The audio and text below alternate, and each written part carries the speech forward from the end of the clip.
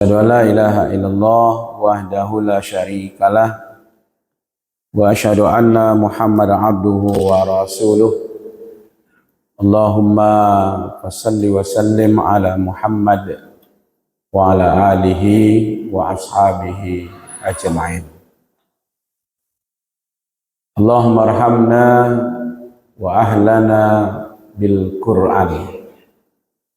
Allahumma akrim wa ahlana bil Qur'an.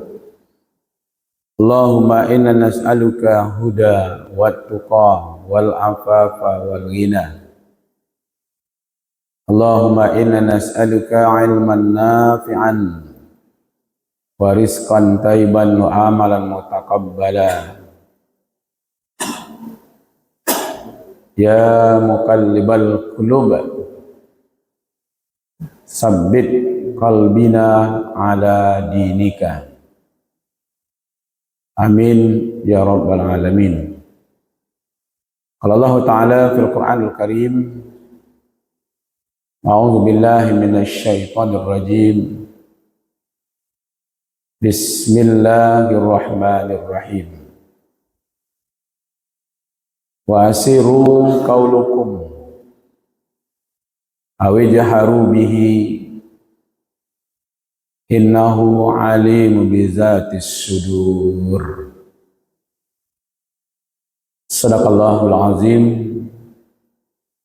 Al-Quran surat Al-Mulk ayat yang ke-13. Terjemahan Departemen Agama atau Kemenak. Dan rahasiakanlah perkataanmu, atau nyatakan sesungguhnya Allah mengetahui segala isi hati. Maha benar Allah yang Maha Agung. Surat Al-Mulk ayat 13. Bapak-bapak, ibu-ibu yang kita hormati, ayat yang ke-12 ada rasanya. Innalladzi yakhshawna rabbahum, sesungguhnya orang-orang yang takut kepada Tuhannya, bil ghaibi, yang gaib, yang dia tidak bisa melihat. Rasa takut itu memunculkan kehati-hatian, baik dalam berbicara ataupun dalam berbuat.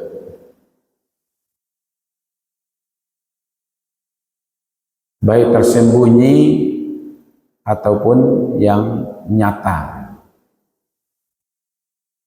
Nah, sekarang Allah ingatkan, apapun yang kamu nyatakan atau yang kamu sembunyikan sekalipun, dan Allah mengetahuinya. Ya, inilah yang disebut dengan muraqabah. Rasa diintip oleh Allah, rasa dilihat oleh Allah.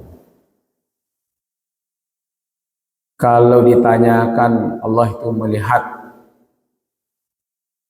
pasti orang korupsi sekalipun, Pak, ditanyakan lagi, kamu paham enggak kalau Allah melihat perbuatanmu? Ya, pasti. Ada orang lah pakai CCTV, ya kan, berbuat maksiat juga. Sekarang Allah ingatkan, wa asiru, kamu sembunyikan pun, berbisik-bisik pun, dalam hati pun kamu berkata, itu diketahui. Innahu alimun, sesungguhnya Allah mengetahuinya. Apalagi dinyatakan, awi jaharu bihi. Kadang lalu alih lah tu, soalnya ndak ulia dalam masjid kau bergunjang tapi ba'alalah. Dia tahu. Kalau tak boleh kau dah buat beba'ala bu. Yo itu parangainya. Tak menyebut orang kuah. Dia tahu tu. Ya kan? Kau kadang-kadang sebenarnya aku lah masuk memburuk orang wak sebenarnya aku, tapi ba'ala. Ya kan? Kadang-kadang bahasa-bahasa seperti itu, Pak. Ya kan? Dia tahu. Ya kan? Tapi ba'ala. Ya kan? Padahal yang tersembunyi sir, ya sirra, tiba je menikah namanya siri kok Pak. Pernah dengar kata menikah siri? Ya kan? Nah, jadi menikah siri itu artinya menikahnya sembunyi-sembunyi. Ya kan? Kalau yang diumumkan yang rame-rame itu namanya menikah jahar namanya. Ya lah. Jadi sembunyi-sembunyi ya berapa orang saja yang mengetahui itu namanya sir. Nah, jangankan yang kamu kerjakan, yang kamu katakan, yang tersembunyi saja dalam hati itu diketahui oleh Allah. Jadi sebenarnya tidak ada yang tersembunyi di hadapan Allah. Kalau inilah yang masuk ke dalam diri manusia, muncul rasa takut. Indonesia prestasi terbesarnya hari ini Bapak Ibu, kalau ada orang korupsi ratusan juta itu kecil tuh Pak. Kalau ada orang korupsi ratusan miliar itu ketek. Jadi prestasi Indonesia terbesar hari ini korupsinya ratusan triliun. Nah gitu Pak. Jadi kalau lah pandai korupsi ratusan triliun itu hebat. Ya kan? Nah, mungkin Allah pun mungkin tidak tahu tuh perasaan dia. Ya tapi Allah kan tidak tidur. Ya kan? Nah, jadi poin pentingnya di sini kata kuncinya itu satu, bagaimanapun kita merahasiakan, menyembunyikan, tergores saja di hati kita, itu sudah diketahui oleh Allah. Cuman kalau yang buruk belum dihukum, nah itu untungnya Pak. Kalau ada niat-niat buruk, ya kan, perasaan, pikiran buruk belum dikerjakan, itu belum dihukum oleh Allah.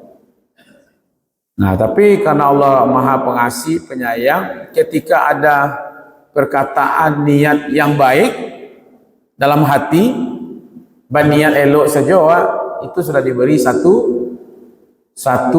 kebaikan. Itu makanya Bapak Ibu, neraka itu 7 Pak. 7 macamnya. Surga berapa? 8 Pak. Jadi sumber dosa itu ada 7, sumber pahala ada 8. Itu makanya Bapak Ibu, salah satu sumber pahala itu yang lebih daripada sumber dosa, karena semuanya bisa ya, mata, mulut, perut, kemaluan, tangan, kaki, itu kan sumber-sumber dosa. Tapi itu juga sumber pahala. Iya kan? Nah, tapi hati ketika dia berniat jahat, tapi belum dia kerjakan, belum dia usahakan, tapi kalau lah beko diambil sampai lo siano ke beko itu dia sia-sianya pengalan Pak, itulah lah mau usaha itu. Ya kan? Tapi kalau ada niat tergores saja, itu belum dianggap, ya, masih diampuni oleh Allah. Ya kan? Maka itu mau dinyatakan tidak dinyatakan, Allah mengetahuinya. Itu kuncinya di situ Bapak Ibu. Baru muncul rasa takut, nah gitu. Ya kan? Nah, takut kepada Allah itu, ya kan, yang mengetahui rahasia-rahasia yang ada, ya kan. Nah, ini kan rasa takut itu yang tidak ada, Pak. Ya kan? Kenapa rasa takut? Karena dia tidak masuk ke dalam dirinya bahwa Allah mengetahui apa yang dia lakukan. rasanya yang tidak ada. Kalau secara pikiran pasti dia sehebat orang menyembunyikan, kalau ditanyakan pasti juga tahu. Rasa yang belum muncul gitu. Makanya dulu Imam Al-Ghazali dalam satu riwayat menyatakan bahwa beliau menguji murid-muridnya, Pak. Sudah masuk tidak rasa bahwa Allah mengetahui, tidak ada yang tersembunyi dalam pandangan ilmunya Allah. Lalu muridnya ini disuruhlah oleh Imam Al-Ghazali untuk menyembelih hewan. Ini pisau, ini hewannya, cari tempat yang tersembunyi, yang paling rahasia, yang tidak ada lagi bisa diketahui, sembelihlah hewan itu. Rasul-rasul tidak ada lah yang mengetahuinya, tidak ada yang melihatnya, tidak ada yang mendengarnya, maka itu silakan kalian sembelih. Menyebarlah muridnya. Ada yang ke sebalik buki, balik kiri kanan, tidak ada nampak lagi orang, sembelih. Ada yang di balik pohon, ada di belakang rumah, ya kan, ada semak-semak. Dari sekian banyak yang diuji itu cuma satu yang kembali lagi kepada Imam Al-Ghazali, membawa hewan itu hidup. Yang lainnya sudah menyembelih. Lalu kata Imam Al-Ghazali, kenapa engkau tidak menyembelihnya? Ya Syekh, saya pergi sebalik rumah, ternyata masih ada yang melihatnya. Saya pergi ke dalam gua sekalipun, ada juga yang mengetahuinya. Saya pergi sebalik batu, ada juga. Makanya saya tidak bisa menyembelihnya karena ada yang mengetahuinya. Siapa? Allah. Ya kan? Nah, dulu orang korupsi di bawah meja karena takut diketahui. Ya kan? Kini di atas meja. Ya kan? Nah tu tidak ada meja, Pak. Jo meja-meja hari bawa je pulang lagi. Ya kan? Ada rasa di situ. Ya. Ini yang dimunculkan, wa asiru, mau kamu sembunyikan, awi jaharu, apalagi nyata, itu diketahui, diteliti oleh Allah. Nah, Profesor Quraisy Shihab menyatakan Allah Maha mengetahui tidak hanya apa yang tampak, tapi juga yang tersembunyi dalam dada manusia sekalipun. Jadi meskipun seseorang menyembunyikan kata-kata atau bisikan-bisikan, tetap saja itu diketahui oleh Allah. Itu sedikit pemahaman dari Quraisy Shihab. Buya Hamka, kata Buya Hamka, tidak ada yang dapat disembunyikan dari Allah, baik ucapan yang lirih atau yang sir maupun yang keras. Kata Buya Hamzah, ini menegaskan kekuasaan dan kehadiran Allah yang senantiasa mengawasi. Nah, tolong dikaitkan dengan nama surat. Suratnya namanya Al-Mulk, yang maha, yang kerajaan, berkuasa. Berkali-kali itu di awal ayat, ya kan? Tabarakalladzi biyadihil mulk wa huwa ala kulli syai'in qadir. Tabarak, maha berkah, memberkahi. Ada di situ al-mulk, ada kalimatnya wa huwa ala kulli syai'in qadir. Jadi sekarang Allah ingatkan tidak ada satupun yang tersembunyi. Itulah menunjukkan kekuasaan Allah. Allah yang berkuasa itu hadir setiap waktu. Maka itu tidak perlu Bapak Ibu kita mengungkapkan ambo ikhlas membantu ibu, ambo ikhlas menolong apa, ya kan? Ambo ikhlas saja mengarajuan. Tidak perlu. Justru kata ulama tasawuf, orang-orang yang menyatakan bahwa dia ikhlas melakukan sesuatu kepada orang lain, maka sesungguhnya dia dalam keadaan tidak ikhlas. Semakin diungkapkannya Pak, Ya kan? Ambo ku ikhlas menolong apa, ndak usah apa pikiran gitu ya. Semakin ambo ungkapkan sebenarnya ambo semakin tidak ikhlas. Apa itu? Karena ambo berharap ke apa supaya apa tahu ambo ikhlas. Mati masih berharap yura'un nas, masih berharap kepada manusia supaya apa yang diharap di situ? Supaya apa tahu bahwa ambo ikhlas. Jadi hati-hati dengan ucapan, ya kan? Ambo ikhlas menolong, ambo ikhlas mengerajuan, tidak perlu diungkapkan. Ya kan? Kalau mau diungkapkan, ungkapkan saja kepada Allah. Makanya ulama-ulama dulu, diantaranya Imam Syafi'i, itu kan melapaskan niat itu didekatkan dengan amal. Ya kan? Usolli fardal subuhi rakataini, gitu ya, makmuman, ya kan? Ada ujungnya apa itu? Apa ungkapan itu? Lillahi ta'ala. Jadi tidak usah diperdebatkan lah Bapak Ibu, mau sir mau jahar niat itu. Yang sir saja sembunyi, yang kita sembunyikan niat diketahui oleh Allah, apalagi yang dinyatakan gitu. Kalau mau nyatakan juga nyatakan kepada Allah, karena Allah Maha mengetahui apa yang kita lakukan. Ibnu Katsir,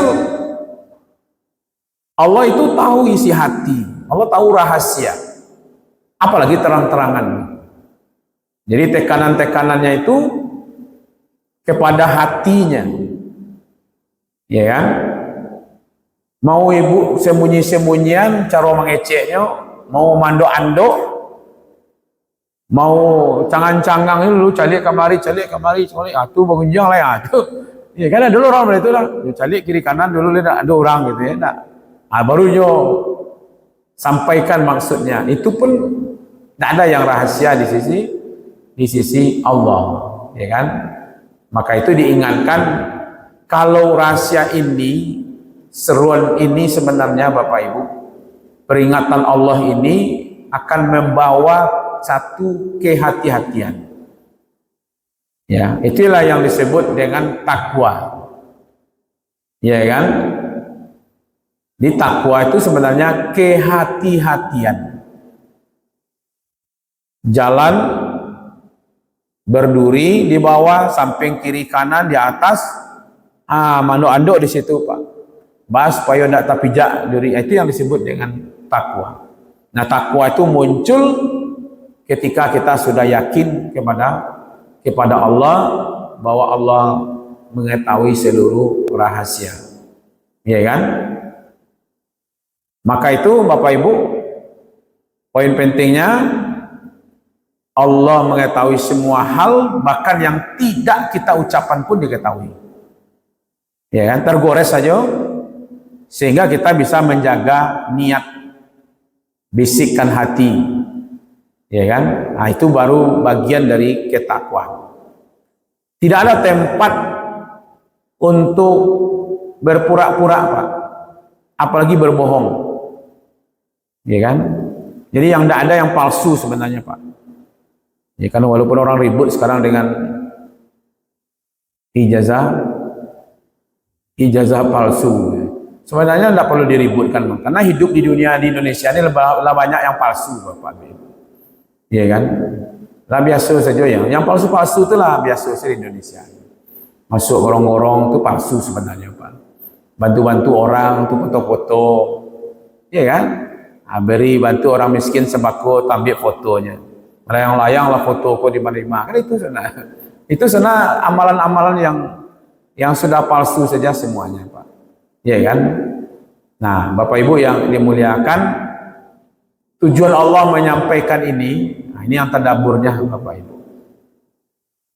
Ayat ini kita bawa kepada diri kita.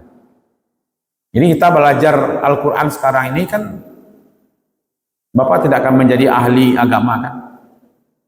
Tidak untuk gelar, untuk membuat tesis segala macam kan tidak. Ya, tapi tujuan awak ikut pengajian kau kan cuma untuk anak kau amalkan kan itu. Kini bawa ayat kau ya kan? Bawa kepada diri kita gitu. Pamannya Allah menyatakan seolah Allah tuh ngecek kawak begitu Pak.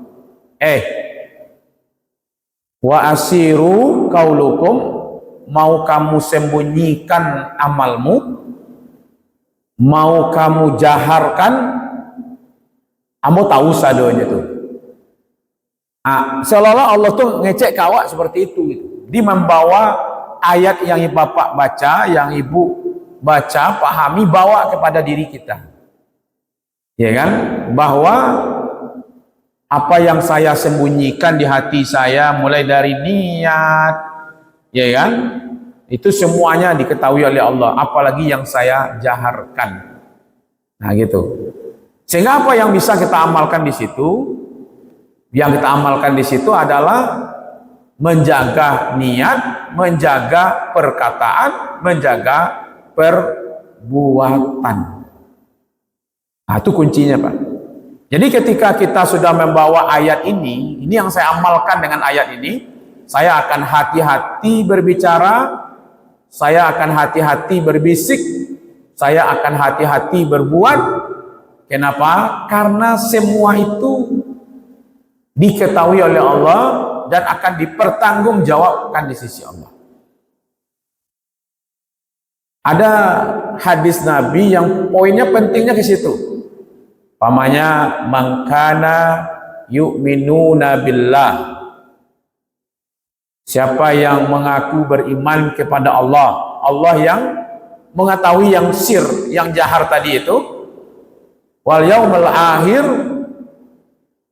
dan beriman kepada hari akhir, bahwa apa yang diketahui oleh Allah dari perkataan, perbuatan tadi itu akan dipertanggungjawabkan di sisi Allah, maka hendaklah dia berkata falyakul khairan, hendaklah dia berkata yang baik-baik saja. Bahwa ayat itu sirra jahra, yang tersembunyi, yang nyata Allah tahu, dan diminta nanti pertanggungjawabannya. Nah, apakah ini mesti saya lafazkan atau tidak? Saya katakan apa tidak? Kalau tidak usah Pak. Rasanya tidak berguna, rasanya tidak perlu. Ya kan? Nah, ayat 13, apa hubungan munasabahnya dengan ayat 12? Ya, itu namanya ada hubungan ayat di atas dengan ayat di bawah. Ayat 12 membicarakan tentang rasa takut. Takut terhadap sesuatu yang buruk yang kita lakukan, yang kita katakan, baik tersembunyi apalagi yang jahar. Jadi ayat 12 bicara tentang rasa takut, muncul itu dari iman dan takwa. Ayat 13 bicara tentang pengawasan. Maka itu tiga ini Bapak-bapak, Ibu, kalau sudah bisa kita amalkan: satu iman, dua takwa, yang ketiga muraqabah. Iman melahirkan ketakwaan, ketakwaan melahirkan rasa diintip, rasa diketahui oleh Allah Subhanahu wa Ta'ala. Itu target kajian kita pagi ini Bapak Ibu, sehingga muncul kehati-hatian bahwa apa yang kita kerjakan, apa yang kita katakan, jangankan yang jahar, yang sembunyi sekalipun diketahui oleh Allah. Di situ stresnya, ya kan? Sehingga mulai pagi ini betul-betul kita pahami bahwa tidak ada satupun yang tersembunyi di hadapan Allah Subhanahu wa Ta'ala. Mudah-mudahan bermanfaat. Terima kasih atas perhatiannya. Mohon maaf, wabillahi taufik wal hidayah. Wassalamualaikum warahmatullahi wabarakatuh.